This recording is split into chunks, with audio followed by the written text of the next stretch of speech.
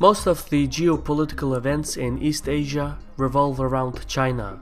The decisions that Beijing makes have a profound impact on the region. As China adopts a new foreign and domestic policy, regional nations must adapt as well. In this analysis, we will go over some of these geopolitical changes and explain what awaits East Asia in 2017. My name is Shirvan and welcome to Caspian Report. If you'd like to see more content like this, check out our fundraising page on patreon.com/Caspian Report for ways to help us expand the channel.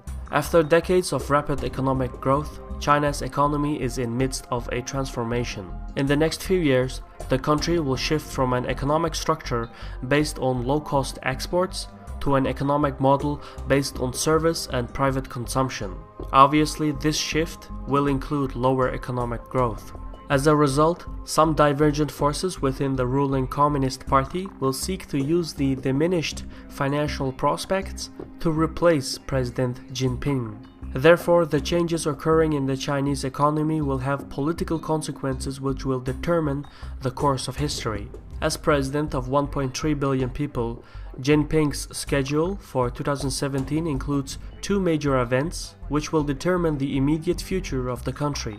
In October 2017, China's Communist Party will hold its 19th National Congress, which is basically a re-evaluation of the ruling administration. For Jinping, it will be imperative to consolidate strength during the gathering and reassure the political elite that he is the patron of their power. For this reason, the Chinese leadership will seek to ensure political and economic stability by implementing cautious reforms and avoiding risks of instability. Meanwhile, in the months leading up to the Congress, Jinping will seek to empower friends and allies in key provinces, ministries, and military posts. The president will also be presented with a unique opportunity to dominate China's Politburo Standing Committee, in which at least 5 of the 7 members are expected to retire in 2017. Jinping will seek to fill those seats with allies and thus ensure his leadership within the Communist Party. The second major event concerns Hong Kong's chief executive election, which is scheduled for March 2017. For top officials in Beijing, the election is an occasion to consolidate power in the city. However, if Jinping decides to mingle in the elections or if he attempts to exercise more authority in the region, it could backfire and embolden the Hong Kong autonomy movement. As a result, new protests would erupt in the aftermath of the elections. Considering the stakes and the 19th Communist Congress, the Chinese president will most likely tread carefully in regards to Hong Kong. Nevertheless, protests are likely to occur anyway, as Hong Kong will also mark the 20-year anniversary of the city's transition from the United Kingdom to China. Foreign policy-wise, Jinping's biggest obstruction will come from his American counterpart, where the leadership has expressed willingness to take a harder stance against China. In recent months, there has been a lot of talk regarding a trade war between the United States and China. However, the involved parties have no bilateral trade treaties. Therefore, in legal terms, only the World Trade Organization, or WTO for short, can dictate the regulations. Meaning, if Trump decides to take action, he may do so through the court of the WTO. On the other hand, China could retaliate by legally revising the standards of American commodities. As detrimental as this sounds, a legal battle regulated by the WTO would at least prevent a trade war. However, Trump could also decide to bypass legal regulations and take unilateral action by enforcing tariffs as high as 45% on Chinese imports. Such a decision would mostly hurt American consumers, as Chinese companies would just diversify their supply chains in other parts of Asia. But more importantly, as Washington targets Chinese trade, China would hit back by bypassing WTO regulations as well. Thus, a Chinese-American trade war would only erupt if both sides violated international regulations. Another battle space between Chinese, American, and regional interests is the South China Sea. In recent years, Beijing's leverage in the region has grown substantially due to its artificial islands and modernization of its military. The South China Sea is the world's busiest maritime intersection. Many East Asian and Southeast Asian countries depend on the open sea lines of communication for their trade, logistics, and security. Therefore, whoever dominates the sea will eventually subjugate East Asia.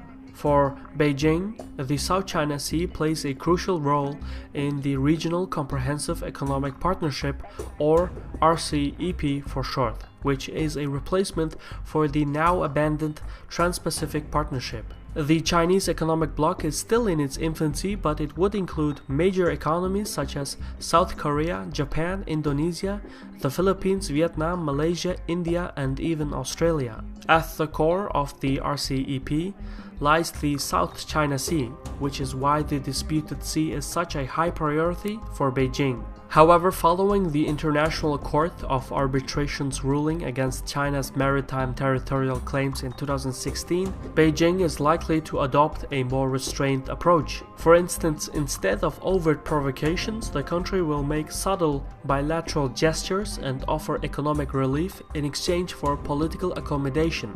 One country where China's new policy has succeeded is the Philippines. President Duterte's confrontational stance towards Washington has created a lot of uncertainty in the region.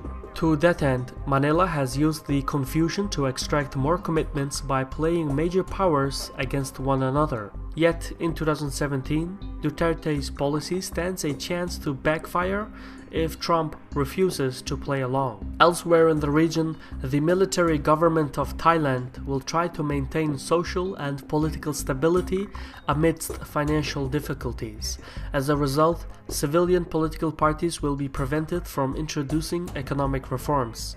In neighboring Myanmar, ethnic cleansing against the Rohingya people in Rakhine State is radicalizing the desperate population.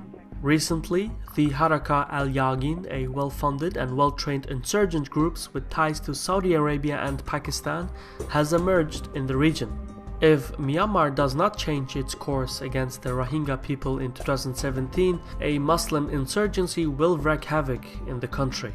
Further east in Vietnam, 2017 will be a restless year. The government will seek to implement economic reforms, such as reducing its dependency on China, restoring its fiscal stability, and balancing its national budget. In the meantime, however, the financial changes will restrict political reform.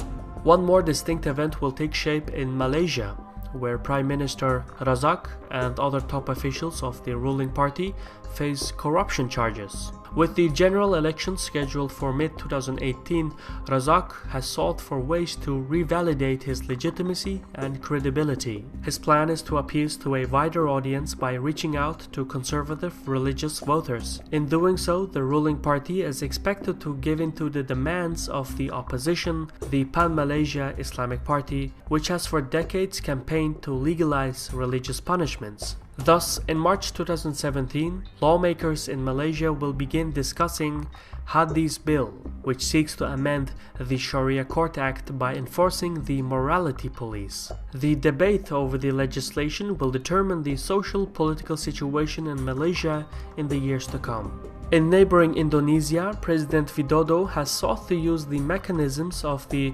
Association of Southeast Asian Nations, also known as ASEAN, to engage in multilateral negotiations with China. At the President Widodo is seeking to secure ASEAN maritime interests by working out a binding code of conduct with China. The agreement concerns fishing patrols, disaster relief, drug trafficking prevention, and security coordination.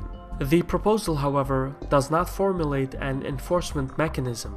In any case, it is expected that the involved parties will reach an understanding in 2017.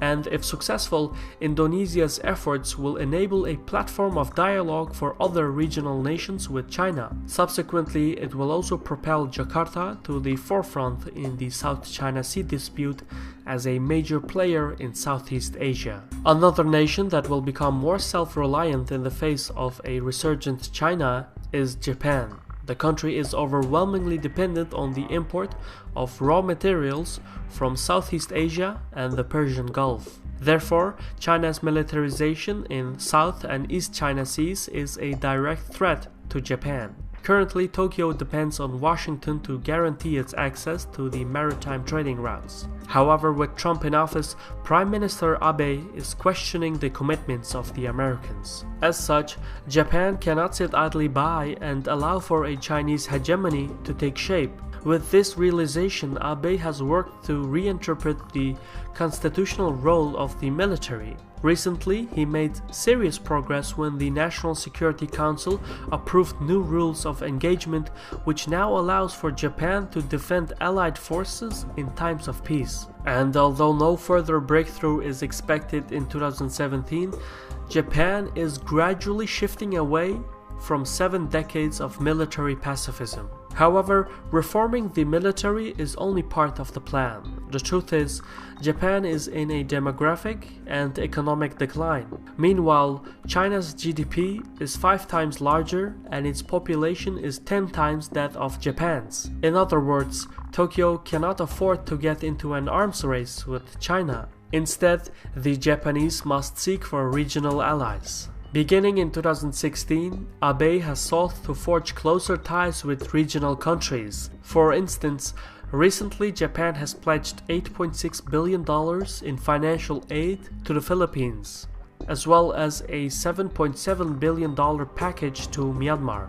Over the course of 2017, similar packages could be offered to Indonesia and Vietnam.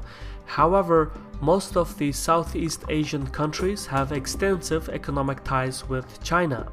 The contradiction between economic and security interests will refrain most of the Southeast Asian nations from forging too close security relations with Japan, meaning Abe's foreign commitments will be met with mixed results.